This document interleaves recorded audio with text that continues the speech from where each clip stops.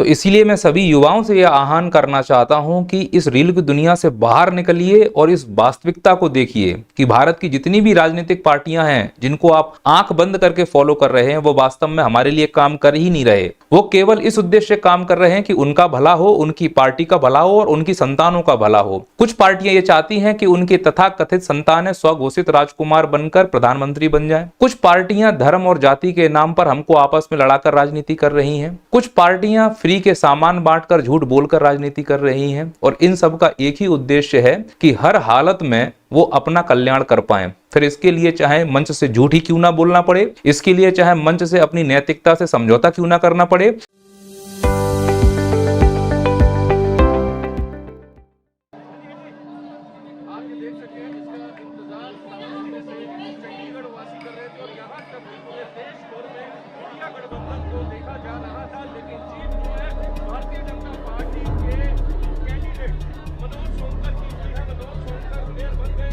इस वीडियो में जिस व्यक्ति को आप जबरन सीट पर बैठते हुए देख रहे हो, वो कोई आम व्यक्ति नहीं है, बल्कि वह है चंडीगढ़ का हाल ही में निर्वाचित मेयर है।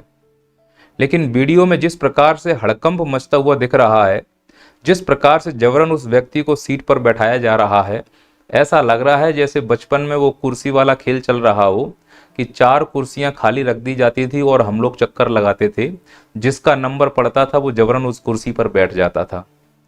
और यह जो हड़कंप आप वीडियो में देख रहे हो, यह चंडीगढ़ में मेयर के चुनाव को लेकर विवाद का हड़कंप है, जिसमें बीजेपी के मेयर को चुन लिया गया है, लेकिन आम आदमी पार्टी और कांग्रेस ने संयुक्त रूप से इस पर चुनाव लड़ा था और वो ये आरोप लगा रहे हैं कि बीजेपी ने इस चुनाव में धांधली की है। और जिस अधिकारी ने इस चुनाव को करवाया है, उस मुख्य अधिकारी का नाम है अनिल मसीही। इनके ऊपर ये आरोप लगाए जा रहे हैं, जैसा कि आपने वीडियो में देखा, कि यह वोटों को कम कर रहे हैं या वोटों को अमान्य कर रहे हैं। अब ये आरोप कितने सच हैं, कितने झूठ हैं, इसकी मैं पुष्टि नहीं कर रहा हूं, ये तो समय आने पर क्लियर हो ही जाएगा। मेरा मुद्दा तो इस बात को लेकर है कि क्या अब हम लोग चुनाव प्रणाली पर विश्वास कर सकते हैं या फिर अब चुनाव प्रणाली में खुलकर धांधलियां सामने आने लगी हैं। अगर ये बात सही है तो भारत की जनता लोकतंत्र के प्रति अपना विश्वास खो देगी, और जो जनता अपने सिस्टम के प्रति विश्वास नहीं रख सकती, वो देश बहुत लंबा नहीं जाएगा, बहुत तीव्र गति से विकसित नहीं हो पाएगा। तो जो हम विश्व गुरु बनने के सपने देख रहे हैं वो खोखले सपने, इससे ज़्यादा हम कुछ नहीं है। और दूसरी बात, मुझे जितनी भी पार्टियां भारत में हैं, फिर वो चाहे राम के समर्थक हों या राम के विरोधी हों, मुझे कोई भी ऐसी पार्टी नहीं दिखती है जो सत्य के साथ राजनीति कर रही हो। जैसे अरविंद केजरीवाल आम आदमी पार्टी से अपने बच्चों की कसम खा गए थे कि हम कांग्रेस के साथ नहीं आएंगे, और उन्होंने यू टर्न ले लिया और कांग्रेस के साथ ही चुनाव लड़ रहे हैं। नरेंद्र मोदी जी ने कहा था कि हर भारतीय को 2 करोड़ रोजगार देंगे हर साल, उन्होंने भी यू टर्न ले लिया। अमित शाह ने अभी हाल ही में कहा था कि चाहे कुछ भी हो जाए, नीतीश कुमार पार्टी में वापस नहीं आएंगे, और वो वापस भी आए और मुख्यमंत्री भी बने। तो इस प्रकार से समझ में आ रहा है कि भारत में कोई भी ऐसी पार्टी नहीं है जो झूठ के सहारे ना चल रही हो, और यह झूठ सफेद रूप से बोला जा रहा है, स्टेज पर खड़ा होकर बोला जा रहा है, और हम इस झूठ को स्वीकार कर रहे हैं। जितने भी राजनेता और पार्टी हैं वो सिर्फ अपने स्वार्थ के लिए लड़ रहे हैं, और वो सिर्फ ये चाह रहे हैं कि बस हमारा विकास हो जाए। वो जिस उद्देश्य से आते हैं वो उद्देश्य उनका कभी पूरा हो ही नहीं पाता, फिर वो दूसरे उद्देश्य में लग जाते हैं, और उनका दूसरा उद्देश्य है खुद का पेट भरना, पार्टी का पेट भरना, अपनी संतानों का पेट भरना। किसका पेट काटकर? आप और हमारे बच्चों का पेट काटकर। हम ये भूल जाते हैं पार्टियों के पीछे खड़े होकर कि जिन पार्टियों का हम समर्थन कर रहे हैं वो पार्टियां कभी हमारी हुई नहीं थी और ना ही हो सकती हैं। हमारे बच्चे रेलवे एएलपी के लिए आंदोलन कर रहे हैं कि भर्तियां बढ़ाई जाएं, इनके कानों में जू तक नहीं रेंगती। छत्तीसगढ़ में पीएससी का घोटाला होता है, इनके कानों में जू तक नहीं रेंगती। मध्य प्रदेश में पटवारी के अभी एग्जाम हुए, ज्वाइनिंग तक नहीं दी गई, इनके कानों में जूं तक नहीं रेंगती। झारखंड हो, उत्तराखंड हो, पीएससी घोटाले हो रहे हैं, इनको कोई फर्क नहीं पड़ता, क्योंकि इनको फर्क तो पड़ता है केवल इस बात से कि इनकी पार्टियों को कितना नुकसान हो रहा है, कितना फायदा हो रहा है। और ये हमको इसलिए मूर्ख बना पा रहे हैं क्योंकि हम उतने पढ़े लिखे है ही नहीं। जिस देश में एजुकेशन पर 18% जीएसटी लगता हो, और जिस देश में किसी राज्य का शिक्षा मंत्री जेल में हो और उस देश में कोई ऐसा बाबा बैरागी जो भालू की तरह दिखता हो, जिसके ऊपर बलात्कार के आरोप हों और जिसको जेल हो गई हो, उसको बात बात पर पैरोल पर बाहर लाया जा रहा हो, यानी समझ रहे हो, हमारे देश में एक बलात्कारी पैरोल पर बाहर आ रहा है और एक शिक्षा मंत्री को जेल में रखा जा रहा है और एजुकेशन के ऊपर 18% जीएसटी लगाया जा रहा है, तो स्पष्ट है कि आपको शिक्षा तो नहीं मिलने वाली। शिक्षा अगर मिल गई तो फिर आप सवाल जवाब पूछोगे और सवाल जवाब अगर आप पूछने लगे तो फिर इनकी राजनीति कैसे हो पाएगी। इसीलिए शिक्षा वाले जितने भी काम है उनको जेल में डालो और जो बलात्कार कर रहे हैं उनको बाहर निकालो। ऐसे पाखंडियों को बाहर निकाल कर इनसे प्रचार करवाया जाएगा और इनके नाम पर वोट बटोरा जाएगा, तो इसको भी फायदा है और जो पार्टी इसको बाहर निकाल के लाई है उसको भी फायदा है। हमें ये भूलना नहीं चाहिए, कोई भी पार्टी जो धर्म के नाम पर आती है वो राम का नाम लेकर राम के नाम की राजनीति करते हैं और राम के नाम पर ही झूठ बोल जाते हैं।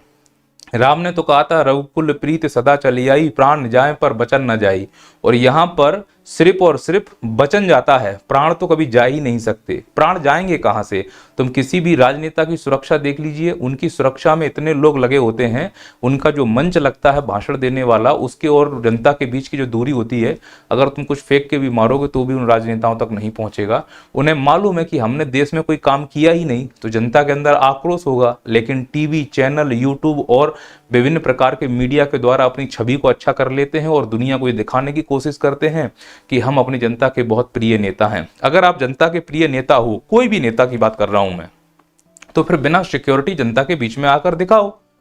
अगर जनता आपसे प्यार करती होगी तो जनता निश्चित तौर पर आप पर प्यार लुटाएगी और फिर जनता को जो आपके प्रति लग रहा होगा फिर जनता आपके ऊपर वो लुटाएगी। पर आपको मालूम है कि राजनीति तो हम किसी और चीज की कर रहे हैं, वादे हमने किसी और चीज के किए थे। तो जब जनता के बीच में जाएंगे तो दोनों मैच नहीं हो पाएंगे और उसका परिणाम तुमको भुगतना होगा जनता के आक्रोश के रूप में। तो जिस देश में धर्म की राजनीति होती है, राम का नाम लेकर राजनीति हो रही हो, ये व्यक्ति अब बिहार का उप मुख्यमंत्री बना दिया गया है। कुछ समय पहले ये बोल रहे थे कि नीतीश कुमार को हम मुख्यमंत्री पद से हटाने के बाद ही अपना ये मुड़ैचा खोलेंगे। मजदूरों के सर पे बांधा जाने वाला होता है, ये मजदूरों का अपमान कर रहा है। भगवा रंग में मुड़ैचा है, राम भगवान का और हिंदू धर्म का अपमान कर रहा है। सरेआम झूठ बोल गए और ऐसे लोगों को हमने उप मुख्यमंत्री बना दिया। अगर तुमने वादा किया था तो अपने वादे पे रहते, क्योंकि तुम्हारे अंदर लालच है सत्ता का। तुम्हें धर्म से प्यार नहीं, तुम्हें भगवे से प्यार नहीं, तुम्हें मजदूर से प्यार नहीं, तुम्हें अपनी क्षेत्र की जनता से प्यार नहीं। तुमने सफेद झूठ बोला है और उस सफेद झूठ का परिणाम जनता तुमको एक दिन जरूर दिखाएगी। यहीं पर ये जो अजीत पवार नाम का ये जो नेता है, इसके ऊपर करोड़ों रुपए घोटालों का आरोप हमारे प्रधानमंत्री जी ने लगाया और कुछ समय बाद हमारे प्रधानमंत्री यानी कि बीजेपी की पार्टी ने इसको अपनी पार्टी में ले लिया। इसका मतलब स्पष्ट है कि अगर आप किसी के ऊपर आरोप लगाते हैं तो जब तक वो सही है तब तक सही है, जैसे ही वो पार्टी में आएगा वो सही हो जाएगा। फिर वो चाहे हेमंत बिश्वा हो असम के या फिर ये अजीत पवार जैसे लोग हों। इससे फायदा और नुकसान किसको होगा? फायदा और नुकसान केवल इन्हीं पार्टियों को होगा। आम नागरिक को इससे कोई संबंध नहीं कि तुम किस पार्टी में जा रहे हो, किससे आ रहे हो, क्योंकि आम नागरिक की हालत तो वही रहने वाली थी जो है। तुम गरीब थे, गरीब ही रहोगे, ना तुम्हारे यहाँ रोड थी। अब ये व्यक्ति चाहे इस पार्टी में जाए चाहे उस पार्टी में जाए, ज्यादा फर्क कहीं नहीं पड़ने वाला है। फर्क पड़ेगा केवल इन पार्टियों में कितने वोट आए, कितने वोट गए। तो ये जो गठबंधन हो रहा है, इधर का नेता उधर जा रहा है, जो पलटीबाजी चल रही है, बंदर कूद, ये केवल इसलिए चल रही है कि इन लोगों का अस्तित्व बना रहे। जनता भाड़ में जाए, देश भाड़ में जाए, बस भारत माता की जय झूठा बुलवा लो, राष्ट्र भक्त हैं, देश भक्त हैं, झूठा बुलवा लो, राम भक्त हैं, धर्म भक्त हैं, झूठा बुलवा लो, भगवा को हिंदू राष्ट्र बनाएंगे, झूठा बुलवा लो। अगर आप हिंदू राष्ट्र की मांग करते हो, इसका मतलब आप किसी विशिष्ट राष्ट्र की मांग कर रहे हो। तो फिर जो खालिस्तानी है या जो असम में लोग रह रहे हैं, जो अलग क्षेत्र की मांग कर रहे हैं, तो फिर उनका भी मांग करना जायज है, क्योंकि फिर वो अपने धर्म और अपने संप्रदाय के नाम पर मांग कर रहे हैं। देश आगे जाएगा हम सब लोगों के साथ मिलने से। हाँ, अगर कोई सपना देखना है तो एक अखंड राष्ट्र का सपना देखो, जो सपना अशोक ने देखा था, जो सपना बिंबिसार ने देखा था, जो सपना कनिष्क ने देखा था, जो सपना अन्य राजाओं ने देखा था कि पूरी दुनिया पर हमारा ही राज्य हो। और राज्य आएगा कैसे? वो राज्य आएगा आर्थिक विकास से। लोगों तक इतनी अपनी पहुंच बना दो कि लोग हमसे व्यापार करना चाहें, तब इसे बोलूंगा मैं अखंड राष्ट्र। तो यहाँ राष्ट्र की परिभाषा को दूसरों को गुलाम बनाने से नहीं है, दूसरों के प्यार मोहब्बत से उनके दिलों में घर बनाने से है, मेरा ये मानना है। पर यहाँ नफरत की राजनीति के चलते हम लोग पिसते जा रहे हैं और फायदा केवल इन तथाकथित राजनेताओं का हो रहा है। अब इन दो लोगों को देखो, इसमें से एक राष्ट्रीय अध्यक्ष हैं और एक सीएम बने हुए हैं। ये भरे मंच से अपने आप को पलट देते हैं और बाद में कहते हैं कि हम राम भक्त हैं। ऐसे राम भक्तों से तो ना राम भक्त होना बहुत अच्छा है। भगवान राम भी सोच रहे होंगे कि हमारे राम भक्त कैसे हैं जो सरेआम झूठ बोल जाते हैं। धर्म के नाम पर राजनीति करने वाले लोग, भारत में अगर धर्म की हालत देखो तो धूल चाट रहा है। ये है उज्जैन महाकाल का सीन। पहली साल में ही जब आंधी तूफान आया तो हमारी देवी देवताओं की मूर्तियां इस प्रकार से जमीन पर डली हुई हैं और यह कहकर उद्घाटन किया गया था कि हमने बेस्ट क्वालिटी का यहाँ पर काम किया है और एक ही साल में भ्रष्टाचार उजागर हो गया और हमने इस पर कोई बात भी नहीं की। जिन धर्म की रक्षा के लिए हम आए थे वो धर्म राष्ट्र हमारी जमीन चाट रहा है। हम मूर्ति मूर्ति खेल रहे हैं पर भारत में मूर्तियों का भी सम्मान नहीं हो रहा है। कोई सरदार पटेल की मूर्ति तोड़ रहा है तो कोई अंबेडकर जी की मूर्ति तोड़ रहा है। ये मूर्तियां चौराहे पर खड़े खड़े धूल फांक रही हैं, पक्षियों की पोटी इन मूर्तियों के ऊपर गिर रही हैं, लेकिन नहीं, राजनीति के नाम पर सब कुछ सही है। हालांकि ये जो राजनीतिक बंदर कूद हो रही है, इस राजनीतिक बंदर कूद से हमको किसी को कोई फायदा नहीं होगा। ना इससे हमारा पेट भरेगा, ना इससे हमें रोजगार मिलेगा, ना इससे हमारी मुसीबतें टलेंगी। बस इससे हमें संतुष्टि मिलेगी केवल उन लोगों को जो इनके तलवे चाट रहे हैं। बस वो ये चाहते हैं कि इन लोगों का काम चलता रहे, क्योंकि अगर इनका काम चलेगा तो जो तलवे चाट रहे हैं उनकी भी दो रोटी चलती रहेगी। जो तलवे चाटते हैं उनका काम क्या होता है? जो भी नेता आता है उसके बैनर के बना लगवाना, कोई नेता आता है उसको तराजू में तोलना, बड़े बड़े होर्डिंग में उनका स्वागत करना। अरे शर्म करो, तुम्हारे जिले का नेता तुम्हारी जिले में आ रहा है और तुम उसी जिले में उस नेता का स्वागत कर रहे हो, कितनी शर्म की बात है। और नीचे नीचे छर्रों की तरह उनके फोटो होते हैं पासपोर्ट साइज के, हर रोड के किनारे तुमको युवा नेता के रूप में टंगे हुए मिलते हैं। वो इसीलिए चाटुकारिता कर रहे हैं क्योंकि वो दूसरा कोई विकल्प नहीं है जीवन यापन का। पर उनकी चाटुकारिता से केवल उनको फायदा होगा और हम उनकी चाटुकारिता कर रहे हैं जिससे हमें कोई फायदा होने ही वाला नहीं है। हमारा फायदा इस बात से होगा कि हमारे बच्चों को रोजगार मिल रहा है कि नहीं मिल रहा है, हमें रोजगार मिल रहा है कि नहीं मिल रहा है, हमें सुविधाएं मिल रही हैं कि नहीं मिल रही हैं। अगर आपके जिले में कोई बहुत बड़ी बीमारी आ जाए, कोई बहुत बड़ी तकलीफ हो जाए तो आपको दूसरे जिलों में या बड़े बड़े शहरों में ट्रांसफर कर दिया जाता है कि हाँ सुविधाएं अच्छी नहीं है, तुम्हारी हालत गंभीर है।